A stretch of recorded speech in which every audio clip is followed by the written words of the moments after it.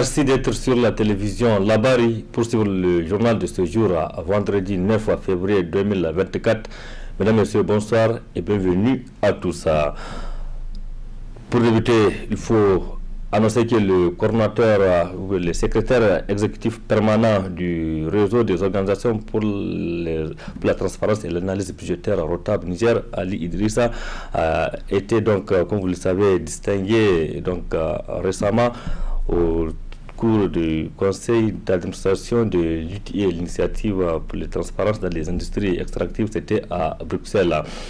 Cet après-midi, ici au Niger, les organisations membres du Rotab se sont retrouvées dans l'enceinte du Rotab, notamment pour honorer ou pour fêter cette distinction. Le temps de revenir sur le temps fort, rendons-nous à la grande mosquée de Niamey qui a servi de cadre cet après-midi pour une prière collective.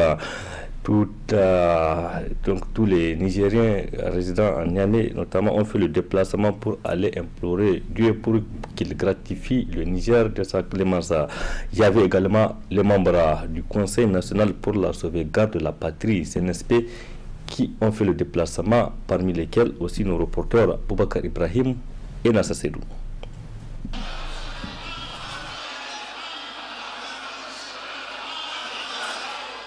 Prière collective, lecture du Saint-Coran et invocation, voici entre autres initiatives qui ne cessent de porter les leaders religieux des associations islamiques du Niger et ceux de la diaspora, engagés plus que jamais dans une sorte de mutualisation.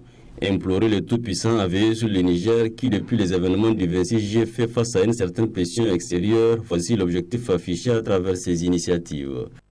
Les associations islamiques du Niger appellent à maintenir notre arme fatale, la meilleure des armes, qui reste les prières, avec les qunut, les invocations et la lecture du Coran dans nos mosquées.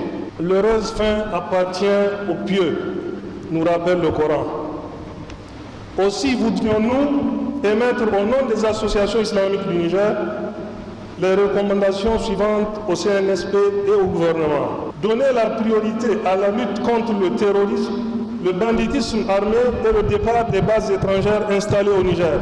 Engager une lutte implacable contre les grands maux que sont la corruption, les détournements, l'impunité, l'ethnocentrisme, le régionalisme, le sectarisme, la dépravation des mœurs, la consommation de la drogue, etc. Accorder une bonne représentation des associations islamiques au prochain forum et toute autre instance où cela serait nécessaire. Mettre en place un haut conseil islamique représentatif et abroger la loi de juillet 2019 portant exercice des cultes en République du Niger. Introduire l'engagement de l'islam, l'enseignement plutôt de l'islam, dans le système éducatif nigérien et interdire l'enseignement de l'éducation sexuelle dans les écoles. Autoriser les femmes nigériennes à porter le voile islamique pour la prise de vue pour les documents d'identité. Adopter un texte interdisant le LGBTQ au Niger. Rappeler enfin que le 6 février 2024, les leaders religieux ont dans une déclaration rendue publique demandé à tous les fidèles à faire preuve de constance dans les invocations et à multiplier les conos pour que le bon Dieu continue de gracier le Niger. Merci Ibou.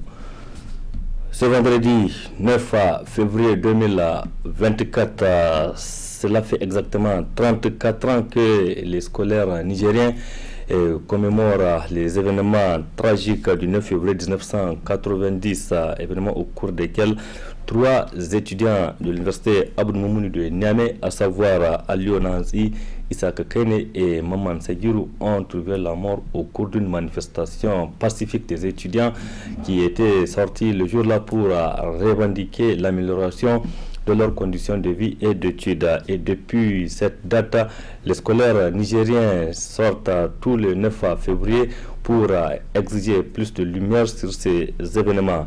C'est l'exemple ce matin, ils se sont donné rendez-vous au niveau du pont Kennedy pour réaffirmer cet engagement. Il y avait des centaines de scolaires de la capitale qui ont fait le déplacement. Hamza Sakou et Nassa Sedou nous rapportent ces images. Depuis 1990 jusqu'à aujourd'hui, l'Union des scolaires nigériens USN continue de pleurer ces martyrs ayant perdu la vie dans les événements du 9 février 1990 suite aux manifestations engagées par les étudiants pour l'amélioration de leurs conditions de vie et d'études.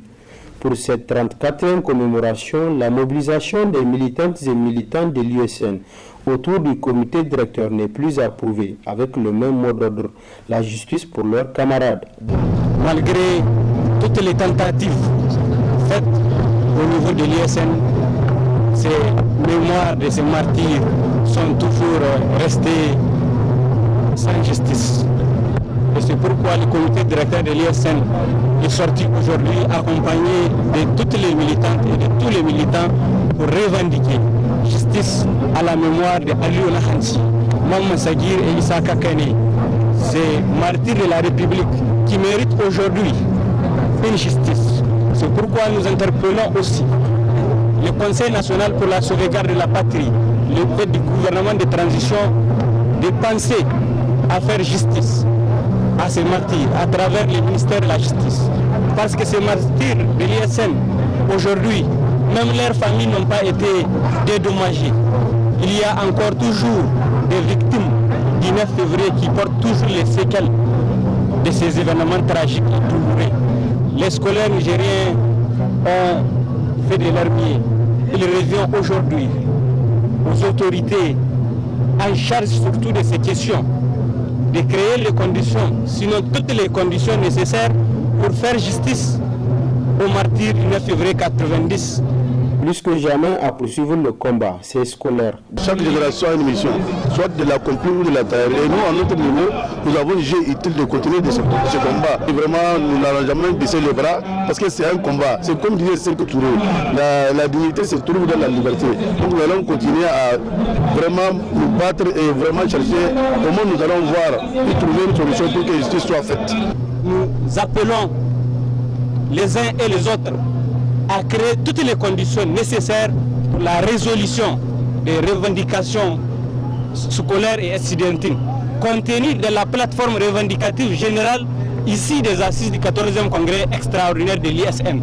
Sans quoi l'Union des scolaires nigériens ne courbera point l'échine et nous allons créer toutes les conditions pour vouloir faire aboutir nos revendications par les moyens légaux et appropriés. Au cours de cette semaine dite celle des martyrs, plusieurs activités sportives, culturelles, scientifiques et même communautaires occuperont les scolaires, commémorant ainsi la mémoire de leurs camarades. Et donc, aux âmes de ces étudiants décédés le 9 février 1990. Actualité hors de nos frontières et sur le continent, c'est le Sénégal qui est à la une. Prévu pour se tenir le 25 février prochain, l'élection présidentielle du Sénégal est finalement reportée pour le 15 décembre 2024. Le président Macky Sall va donc avoir 10 mois de bonus sur son mandat qui prend en principe fin le 2 avril 2024. Une décision qui viole les dispositions constitutionnelles et conséquences. Les Sénégalais ne sont pas d'accord avec cette décision. Ceux qui sont ici au Niger ont exprimé leur mécontentement face à nos reporters Hamza Saoukou et Soumel Abdoulaye. À seulement 48 heures de l'ouverture des campagnes électorales pour les élections générales au Sénégal, censées se tenir le 25 février prochain, le président sortant Macky Sall a pris un décret pour reporter l'élection présidentielle jusqu'au 25 février prochain. Une décision qui ne fait pas l'unanimité au sein même du Parlement sénégalais, de la population, mais aussi que de la communauté sénégalaise vivante au Niger. Vraiment, c'est une situation qui nous fait mal au cœur. Mais ce qui se passe au dernier temps avec le président Macky Sall, vraiment, c'est une honte. C'est une honte, pas pour le Sénégal, mais pour l'Afrique même. Parce que on voit ce qui se passait au Niger. Lorsque c'est passé au Niger, c'est eux-mêmes qui parlaient que c'est pas quelque chose de démocratique, donc de mettre des sanctions. Moi, je vois dès le moment que Macky Sall a pris sa décision, le CEDEAO doit même sanctionner le Sénégal.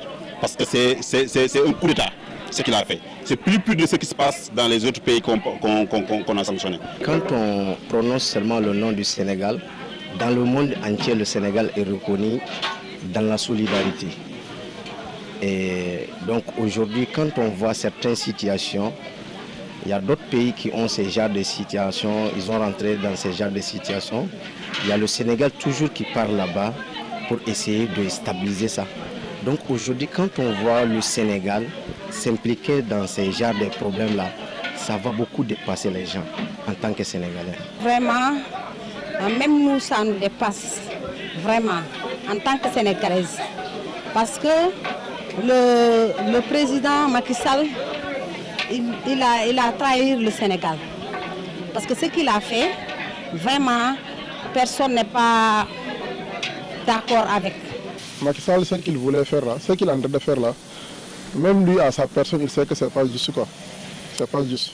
Il va dire que je vais changer tout comme quelqu'un qui voulait être un royaume quoi. On fait des marches, on réclame que la justice soit faite. Tout, c'est ça seulement qu'on peut faire, mais on ne peut rien faire encore. Parce que tu as vu, si tu parles maintenant, c'est la prison qui va t'attendre. Si tu parles, même des fois, c'est la mort qui va t'attendre. Depuis que Macky Sall est venu au pays, wallah, il y a combien de gens qui sont morts dans la mer pour même partir à l'exode à cause de lui. Selon toujours ses ressortissants sénégalais, le président Macky Sall doit revenir sur sa décision afin de permettre au Sénégal d'être toujours un pays de paix. Là où ils sont, c'est le peuple sénégalais qui les a mis là-bas. Donc, tout doit retourner vers le peuple et de respecter la constitution, de ne pas prendre une constitution comme quelque chose que si ça t'arrange, tu le modifies, si ça ne t'arrange pas, tu le modifies. Ce n'est pas comme ça ça doit se passer. Quand vous entendez le nom Teranga, Teranga, aujourd'hui c'est ça on connaît le Sénégal. Mais aujourd'hui, l'appel que moi j'ai à lancer aux autorités sénégalaises, c'est de réconcilier tout le monde. Et puis, l'instabilité d'abord au Sénégal. Parce que c'est ça on connaît et c'est ça qui devrait demeurer au Sénégal. La peur se revient, on met les choses comme avant quoi. Parce que Macky Sall, il dit ce qu'il a fait même est plus grave que ce qu'on dit coup d'État. Parce que moi ici, ce que j'ai vu au Niger là, c'est pas coup d'État. Ce que j'ai vu au Mali, au Burkina aussi. Parce que c'est des gens qui sont venus pour arranger leur pays quoi. Mais lui, il est venu pour détruire le pays et l'Afrique aussi quoi. Face à cette situation où est la CEDEAO qui dit être contre les coups d'État dans son espace, cette même CEDEAO qui exige des pays de l'AES un calendrier d'élections, alors même que ces pays font face à plusieurs défis, notamment celui de l'insécurité, celle-là même qui dit être préoccupée par le bien-être des peuples africains, alors c'est le moment idéal pour elle de répondre dignement aux aspirations et choix du peuple, en empêchant ce coup d'État constitutionnel au Sénégal. Ah oui, Hamza Sakou, on a vu la réaction de la CEDEAO à travers un communiqué de presse et aussi les réactions des Sénégalais ici au Niger et donc ceux vivant là-bas sur place. Qu'est-ce qui justifie donc cette décision du président Macky Sall de reporter les élections prévues pour le 25 février prochain, au mois de décembre prochain? Question à laquelle le politologue, l'ancien chercheur, professeur Issoufou Yahya, tente d'apporter ces éléments d'éclaircissement. Ce qu'il faut savoir, c'est qu'il ne revient ni au président de la République au Sénégal, ni aux députés de reporter une élection présidentielle. C'est le juge constitutionnel et je pense que c'est une violation flagrante de la Constitution du Sénégal. Je pense que la CEDEAO a raté une occasion de rappeler cela. Puisque un coup d'État, c'est un coup d'État. Qu'il soit militaire ou constitutionnel, c'est ce qui s'est passé et on a vu que la CEDEAO n'a pas réagi quand Ouattara a fait son 3e mandat, quand Alpha Condé a fait son 3e mandat.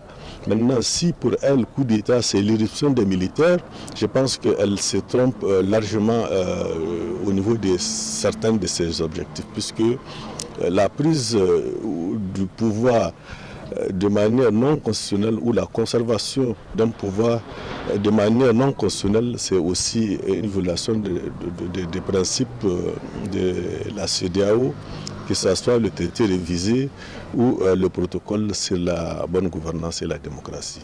Ce qui est commun à tous ces présidents africains, c'est la malgouvernance, c'est de diriger selon leurs humeurs et non sur la base des textes. C'est l'absence de résultats. C'est aussi associer la famille à la gestion du pouvoir. Donc tout cela fait que on fait 5 ans, 10 ans en se rendant compte que finalement on a carotté l'argent de l'État, on a fait profiter sa famille, ses amis, et qu'au lieu d'investissement, on n'a que des surfacturations. In fine, au lieu de faire correctement les élections, on préfère ou se faire remplacer ou maintenant triturer les textes pour rester encore plus longtemps. La finalité, j'allais dire, elle est connue. Ce qui va arriver, c'est que à court ou à moyen terme, Macky Sall va quitter le pouvoir, de gré ou de force. Maintenant, puisque le Conseil constitutionnel n'a pas encore cautionné le vote des parlementaires qui est illégal pour maintenir Macky Sall au pouvoir, pour prolonger son mandat ou pour reporter les élections, je pense que revenir à la légalité, c'est ce qu'il y a de meilleur. Et je pense qu'au 2 avril, Macky Sall ne peut plus représenter le Sénégal. Donc voilà une bonne occasion pour la CEDEAO de se racheter par rapport au comportement qui a été le sien sur la crise au Mali, au Burkina et au Niger. Le professeur Issoufou Yahaya, enseignant-chercheur, analyste également, que vous retrouverez plus en détail à la fin de cette édition, donc en partie magazine. Je l'annonçais, le siège du réseau des organisations pour la transparence et l'analyse budgétaire Rotab Niger a abrité cet après-midi une cérémonie festive organisée à l'attention du secrétaire exécutif permanent de cette organisation. Objectif à témoigner la reconnaissance des structures membres du ROTAB suite à la distinction de Ali Idrissa Nani à Bruxelles par le conseil d'administration de l'UTE pour tout ce qu'il a eu à faire au sein de cette organisation internationale. Le résumé de cette cérémonie avec Adam Soumana et Sadou Doumi. La présente cérémonie qui réunit autorités politiques, acteurs de la société civile nigérienne et autres invités de marque vise à témoigner de la gratitude du Niger à l'endroit du secrétaire exécutif permanent du réseau des organisations pour la transparence et l'analyse budgétaire ROTAB, Ali Idrissa Nani, suite à sa distinction internationale à Bruxelles en Belgique. Une distinction dont se réjouit naturellement le conseil d'administration du ROTAB. Cette distinction de haute marque pleinement méritée constitue un grand honneur pour le conseil d'administration, le staff technique, l'ensemble des organisations membres et les partenaires techniques et financiers du ROTAB. Au-delà, la reconnaissance internationale décernée à M. Ali Idriss Nani honore également l'ensemble des organisations de la société civile qui œuvrent pour la défense des droits humains, ainsi que tous les citoyens épris de justice sociale. Distingués invités, cette cérémonie est l'occasion de célébrer et présenter solennellement la haute reconnaissance témoignée à l'endroit de notre compatriote et camarade Ali Idrissa Nani. Le conseil d'administration du ROTAB, à travers ma voix, tient à féliciter vivement l'heureux récipiendaire et à réitérer l'entière disponibilité de notre organe à accompagner le secrétaire exécutif permanent dans l'accomplissement de sa noble mission. Monsieur le secrétaire exécutif du ROTAB, camarade Ali Idrissa Nani, l'honneur me choisit également de m'exprimer au nom du conseil d'administration du réseau des organisations pour la transparence et l'analyse budgétaire ROTAB pour vous rendre un hommage hautement mérité. Vous qui, pendant plusieurs décennies, vous êtes pleinement consacrés à faire appliquer et faire respecter la législation nationale et communautaire en matière d'exploitation des ressources naturelles. Donc, Les partenaires du ROTAB, tout comme les acteurs de la société civile présents à cette rencontre, n'ont pas non plus tari d'éloges à l'endroit de Ali Idrissa Nani pour tous ses efforts en vue d'une transparence dans les industries extractives au Niger, afin que celle-ci profite à toute la population du pays. Il a beaucoup œuvré pour le retour du Niger à l'ITIE depuis que le Niger a quitté en 2017. Il a beaucoup œuvré et il a été le porte-parole du Niger en tant que membre du conseil d'administration, puisqu'il faut savoir que le Niger était représenté au conseil d'administration de l'ITIE par Ali Idrissa au titre de la société civile et par notre grand frère Askia au titre des États. Et je sais que Ali Idrissa a œuvré pour que la marche de l'ITIE au Niger soit la plus proche donc de l'accomplissement de toutes les exigences de la norme.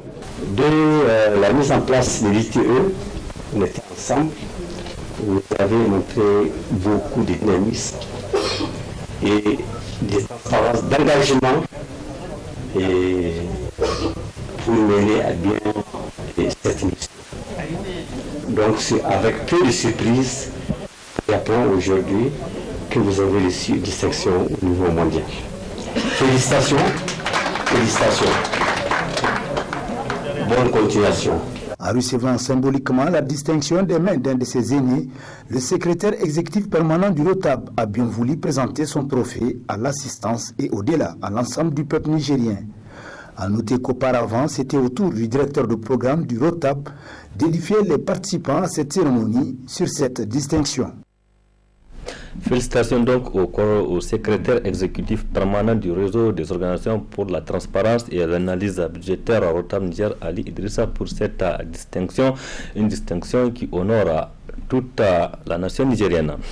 Je le disais, place à présent à l'interview que nous a accordé l'enseignant-chercheur et universitaire, donc le professeur Issoufou Yahya, sur l'évolution de la situation politique actuelle au Sénégal depuis l'annonce du président Macky Sall de reporter l'élection présidentielle prévue pour se tenir le 25 février prochain au 15 décembre 2024. Issoufou Yahya, que je propose de suivre. Très bonne réception. Ça fait beaucoup d'années que la démocratie sénégalaise était en train de se détériorer. On a vu comment le président Macky Sall s'est permis même, sur la base d'accusations fallacieuses, disqualifier un candidat crédible. Donc tout le monde voyait venir la situation. Maintenant, ce qui se passe dépasse tout entendement, puisque il a prolongé son mandat en repoussant les élections présidentielles, en violant la Constitution du Sénégal et tous les textes communautaires. Puisque si on prend le traité révisé, il n'autorise pas ce qu'il a fait. Si on prend le pacte sur la démocratie et la bonne gouvernance, je pense que tous les principes de convergence constitutionnelle, il les a foulés aux pieds. La section 2 sur les élections, on n'en parle plus. Et même la section 4 sur la place et le rôle de l'armée, je pense que l'armée sénégalaise n'a pas été une armée républicaine en embastillant des représentants du peuple. Maintenant, ce qu'il faut savoir, c'est qu'il ne revient ni au président de la République au Sénégal, ni aux députés de reporter une élection présidentielle. C'est le juge constitutionnel et je pense que c'est une violation flagrante de la Constitution du Sénégal. Je pense que la CEDEAO a raté une occasion de rappeler cela. Puisque un coup d'État, c'est un coup d'État. Qu'il soit militaire ou constitutionnel, c'est ce qui s'est passé et on a vu que la CEDEAO n'a pas réagi quand Ouattara a fait son 3e mandat, quand Alpha Condé a fait son 3e mandat. Maintenant, si pour elle, coup d'État, c'est l'éruption des militaires, je pense qu'elle se trompe largement au niveau de certains de ses objectifs, puisque la prise du pouvoir de manière non constitutionnelle ou la conservation d'un pouvoir de manière non constitutionnelle, c'est aussi une violation des principes de la CEDEAO que ce soit le traité révisé ou le protocole sur la bonne gouvernance et la démocratie. Ce qui est commun à tous ces présidents africains, c'est la malgouvernance, c'est de diriger selon leurs humeurs et non sur la base des textes. C'est l'absence de résultats. C'est aussi associer la famille à la gestion du pouvoir. Donc tout cela fait que on fait 5 ans, 10 ans en se rendant compte que finalement on a carotté l'argent de l'État, on a fait profiter sa famille, ses amis, et qu'au lieu d'investissement, on n'a que des surfacturations. In fine, au lieu de faire correctement les élections, on préfère ou se faire remplacer ou maintenant triturer les textes pour rester encore plus longtemps. La finalité, j'allais dire, elle est connue. Ce qui va arriver, c'est que à court ou à moyen terme, Macky Sall va quitter le pouvoir, de gré ou de force. Maintenant, puisque le Conseil constitutionnel n'a pas encore cautionné le vote des parlementaires qui est illégal pour maintenir Macky Sall au pouvoir, pour prolonger son mandat ou pour reporter les élections, je pense que revenir à la légalité, c'est ce qu'il y a de meilleur. Et je pense qu'au 2 avril, Macky Sall ne peut plus représenter le Sénégal. Donc voilà une bonne occasion pour la CEDEAO de se racheter par rapport au comportement qui a été le sien sur la crise au Mali, au Burkina et au Niger. Et particulièrement en ce qui concerne notre pays, cette institution est allée au-delà de tout ce qui lui est possible. Tout ce qu'elle pouvait faire, c'est de suspendre le pays. Mais elle est allée jusqu'à imposer un embargo terrestre et aérien. Elle est allée jusqu'à couper l'électricité, suspendre les approvisionnements. Je pense qu'elle est allée au-delà de l'entendement. Et de ce fait, elle a perdu toute crédibilité. Et maintenant, la naissance de l'AES, elle est une bouée de sauvetage pour le Niger, mais pour les 3 pays qui ne se retrouvent plus dans cette CEDEAO, qui est beaucoup plus devenue un club d'amis qu'une institution communautaire pour l'intégration régionale. Je crois qu'elle aurait pu ne même pas faire de communiqué, puisque prendre acte, ce n'est pas de cela qu'il aurait dû s'agir. Il y a eu une violation des textes communautaires, notamment le principe de convergence constitutionnelle qui donne le fondement à tout le comportement uniforme respectant la bonne gouvernance. Donc Macky Sall a foulé aux pieds tous ces critères constitutionnels de convergence. À partir de là, elle aurait dû prendre des sanctions si elle se respectait, mais pas prendre acte. Parce qu'elle aurait dû prendre acte du coup d'État au Burkina, au Mali et au Niger et s'en tenir à cela. Maintenant, si elle n'a plus les moyens de sa politique, eh bien, qu'elle prenne acte elle-même de son incompétence et de son inaction pour reconnaître que les pays de l'AES ont le droit de se regrouper et, in fine, de se retirer. Puisque leur retrait est lié à la violation par la CEDEAO elle-même de ses propres textes. La voie de sortie, c'est juste de respecter la Constitution. Il ne revient pas à un chef d'État de prolonger son mandat. Il ne revient pas aux députés de prolonger le mandat d'un chef d'État. Il ne revient pas aux députés de repousser une élection présidentielle. Ça, c'est le même texte. Donc, c'est au juge constitutionnel et je ne pense pas qu'il se respecterait s'il acte cela. Mais le meilleur, c'est vraiment de respecter les textes tels qu'ils ont été conçus. Et même le protocole sur la bonne gouvernance, il interdit toute trituration des textes 6 mois avant les élections. Là, c'est à la veille de la campagne électorale qu'il arrête le processus de manière illégale et flagrante. Donc, je pense que la porte de sortie, c'est de revenir vraiment au respect des dispositions constitutionnelles.